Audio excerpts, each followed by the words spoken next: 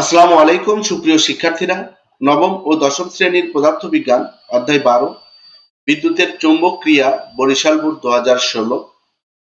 এ প্রশ্নে দেওয়া আছে রাকিবদের বাসায় বিদ্যুৎ সংযোগের বিভব পার্থক্যের মান 220 ভোল্ট, কিন্তু তাদের বাসায় ফ্রিজের জন্য দরকার 660 ভোল্ট।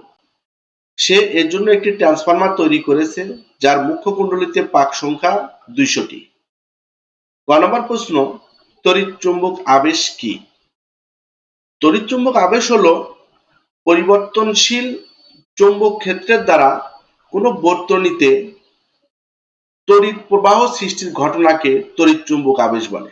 তড়িৎ চালক শক্তি বা তড়িৎ প্রবাহ সৃষ্টির ঘটনাকে তড়িৎ চুম্বক আবেশ বলে। এরপরের প্রশ্নটি হলো আবিষ্ট তড়িৎ প্রবাহ কিভাবে বৃদ্ধি করা যায়, মানে আবিষ্ট তড়িৎ প্রবাহটা কিভাবে বৃদ্ধি করা যায়। তো আবিষ্ট তড়িৎ প্রবাহ বৃদ্ধি করার জন্য আমরা নিম্নোক্ত পদক্ষেপগুলো নিতে পারি। তো আবিষ্ট তড়িৎ প্রবাহ নিম্নোক্ত ভাবে বৃদ্ধি করা যায়। তাহলে চুম্বকের মেরু শক্তি বৃদ্ধি করে, চুম্বকের মেরু শক্তি বৃদ্ধি করে, তারপরে চুম্বক বা তার কুণ্ডলীকে দ্রুত আনা নেওয়া করে, চুম্বক বা তার কুণ্ডলীকে দ্রুত আনা নেওয়া করে, তারপর তার কুণ্ডলী পাক বা প্যাচের সংখ্যা বৃদ্ধি করে।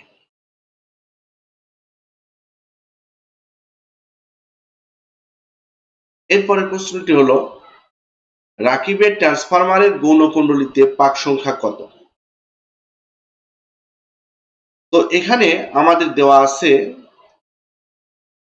রাকিবদের বাসায় বিদ্যুৎ সংযোগের বিভব পার্থক্যের মান দেওয়া আছে 220 ভোল্ট। তো এটা তাহলে ট্রান্সফরমারের মুখ্য কুণ্ডলীর তড়িৎ চালক শক্তি বা বিভব পার্থক্য। তাহলে এখানে আমাদের উদ্দীপক হতে পাই মুখ্য কুণ্ডলীর বিভব পার্থক্য বা ভোল্টেজ হলো 220 ভোল্ট, আর মুখ্য কুণ্ডলীর পাক সংখ্যা, আচ্ছা গৌণ কুণ্ডলীতে আমাদের যে প্রয়োজন, বিভব প্রয়োজন বা ভোল্টেজ প্রয়োজন, তাহলে 660 ভোল্ট। তাহলে গৌণ কুণ্ডলীর বিভব পার্থক্য ইএস 660 ভোল্ট, আর মুখ্য কুণ্ডলীর পাক সংখ্যা দেওয়া আছে 200টি, মুখ্য কুণ্ডলীর পাক সংখ্যা এনপি 200টি। তাহলে গৌণ কুণ্ডলীতে এই 660 ভোল্ট পাওয়ার জন্য আমাদের গৌণ কুণ্ডলীর পাক সংখ্যা কত হতে হবে, এনএস কত হতে হবে, এটা বের করতে হবে। তো ভোল্টেজ এবং পাক সংখ্যার সম্পর্ক থেকে আমরা পাই EP by ES NP by NS. তো এখানে আমাদের এনএস এর মান বের করতে হবে। তাহলে আমরা এনএস আর আর গুণ করতে পাই, এনএস ইপি এবং ইএস এনপি আর আর গুণ করে পাই EP by N, EP into NS equal ES into NP. এখানে এনএস এর মান বের করতে হবে। ইপি যেহেতু এনএস এর সাথে গুণ আকারে আছে, তাহলে এটাকে আমরা ES into NP by EP লিখতে পারি, ভাগ করতে পারি। এখানে গুণ আকারে আছে, এখানে এসে ভাগ করে দিতে পারি। এখন আমাদের গৌণ কুণ্ডলীর ভোল্টেজ বা বিভব দেওয়া আছে 660 এবং পাক সংখ্যা মুখ্য কুণ্ডলীর দেওয়া আছে 200, আর মুখ্য কুণ্ডলীর বিভব 220।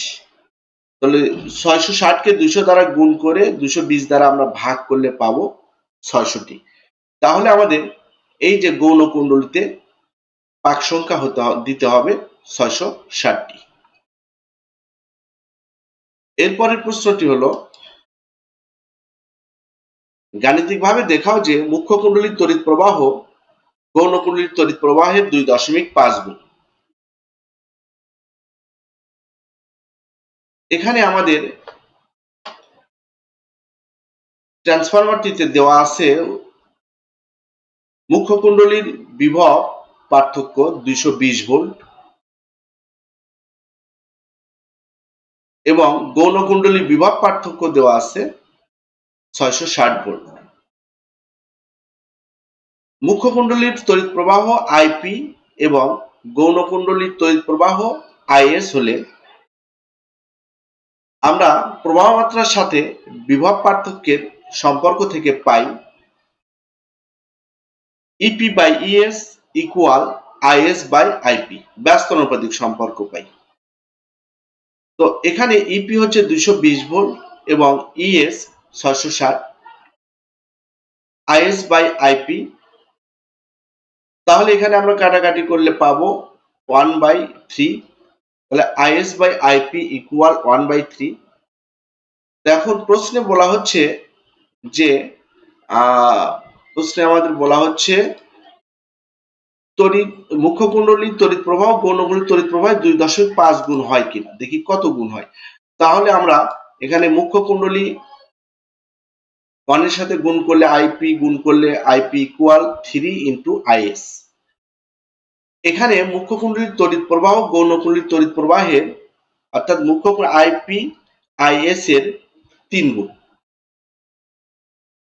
অতএব মুখ্য কুণ্ডলীর তড়িৎ প্রবাহ গৌণ কুণ্ডলীর তড়িৎ প্রবাহের 3 গুণ বা 2.5 গুণের বেশি, 2.5 গুণ না হয়ে তার থেকে বেশি 3 গুণ হয়েছে।